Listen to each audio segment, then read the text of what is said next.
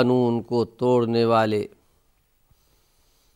اللہ کے بندوں پر اور اللہ کے مخلوق پر ظلم کرنے والے،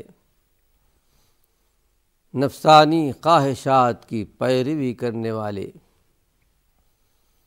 اللہ رب العالمین نے سزا کے طور پر ان کے لیے جہنم کا عذاب تیار کر رکھا ہے۔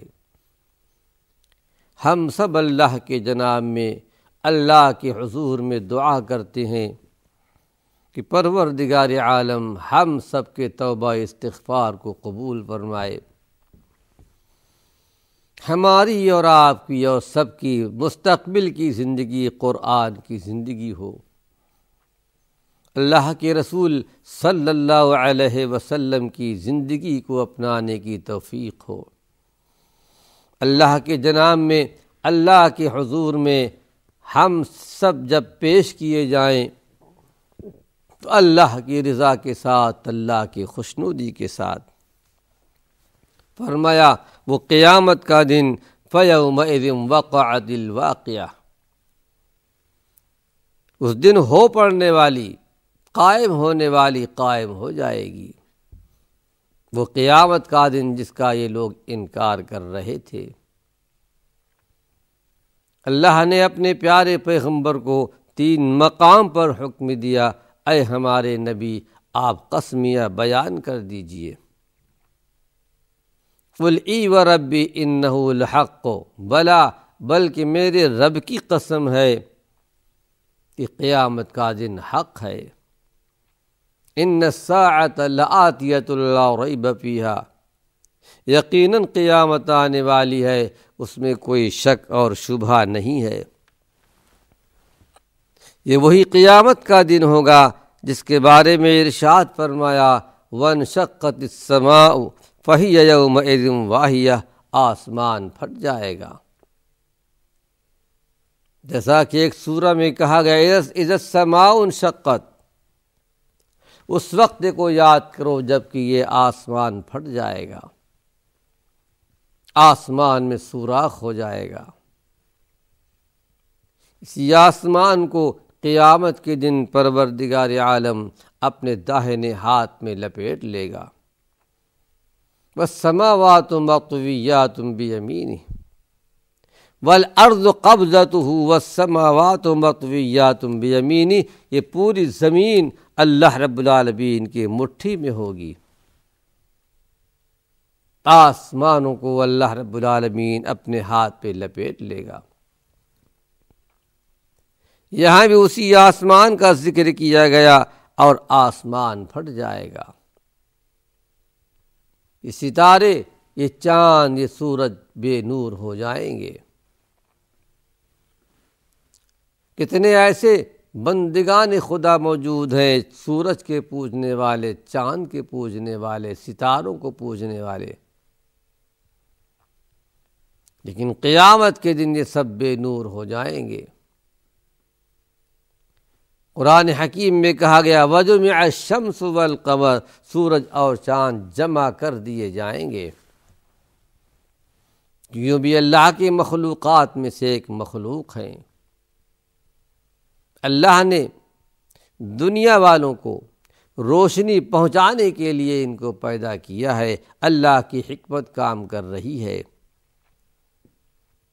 یہ خالق نہیں ہے، یہ معبود نہیں ہے، بلکہ یہ مخلوق ہیں، اللہ کی پیدا کردہ ہیں۔ قرآن حکیم میں ایک مقام پر کہا گیا لا تسجدوا للشمس ولا للقمر، اے ہمارے پیغمبر آپ ارشاد فرما دیجئے نہ سورج کو سجدہ کرو، نہ چاند کو سجدہ کرو۔ وَاسْجُدُوا لِلَّهِ الَّذِي خَلَقَهُنَّ إِن كُنتُمْ إِيَّاهُ تَعْبُدُونَ، بلکہ سجدہ کرو اس ذات کے لیے، اس خالق کے لیے، اس مالک کے لیے جس نے اس سورج اور چاند کو پیدا کیا ہے۔ اس پیدا کرنے والے کے لیے سجدہ کرنا۔ تم جھکو تو اللہ کے لیے، رکو کرو تو اللہ کے لیے، سجدہ ہو تو اللہ کے لیے، ان کنتم ایاہ تعبدون، اگر تم خاص ایک اللہ ہی کی عبادت کرنا چاہتے ہو تو یہ معبودان باطلہ کی پوجا پاٹ چھوڑ دو، اللہ کی مخلوق کو مت پوجو۔ کتنے بندگان خدا اس سرزمین پر ایسے موجود ہیں اللہ کو چھوڑ کر، خالق کو چھوڑ کر، اپنے مالک کو چھوڑ کر، اپنے رازق حقیقی کو چھوڑ کر، اور اللہ رب العالمین کی مخلوقات کی پوجا پاٹ کرتے ہیں، پتھر کے پوجنے والے، مورتی کے پوجنے والے۔ ذرا اندازہ لگائیے کہ اپنے ہاتھوں سے گڑھ کر مجسمہ بنانے والے، اس کے ہاتھ اور پیر بنانے والے، اور چاہیں تو اس کے ہاتھ کو بھی توڑ سکتے ہیں، پیر کو بھی توڑ سکتے ہیں، اس کے بنے ہوئے سر کو بھی توڑ سکتے ہیں، یہ معبود کس طرح ہو سکتا ہے؟ حدیث شریف میں آتا ہے کہ حضرت ام سلیم رضی اللہ عنہا صحابیات میں شمار ہوتی تھی، اور اللہ نے بہت بڑا درجہ دیا تھا آپ کو تقوی طہارت پہ، صبر و تحمل میں۔